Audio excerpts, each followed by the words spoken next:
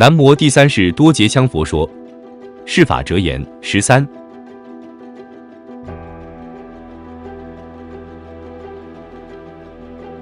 凡事应三思之弗决，体实而再行之，不可闻言而从，亦不可听之否虚。三思之下，实施无道者，当进而穷根之言。欲觅高天彩虹，而遇乌云之布，则宜于霞辉之浮成也，是为过失。古人有三思而行，再思可以之说，实际上，光三思而行，再思可以是不够的，在三思之后，还要具体去实践，以观察真实效果。这也就是说，我们绝不可以听说一件事情就立刻不加思索的去办，而必须要加以认真思考和实践。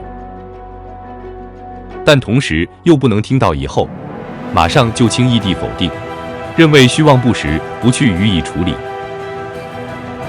如果在三思以后觉得没有道理，并且实际去做，也还没有行通，这时都不能马上丢掉，而要进一步去挖根究底。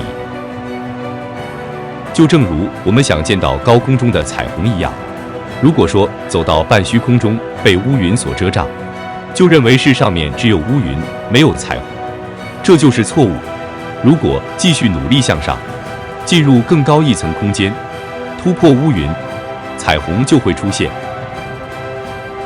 所以做世间上的一切事情都是如此，在任何困难之下都要进而穷根究底，这样最后就不会犯过失，就会处理好一切事情，完成好一切事业。感谢您的收看，欢迎订阅、按赞、留言及分享我们的频道哦。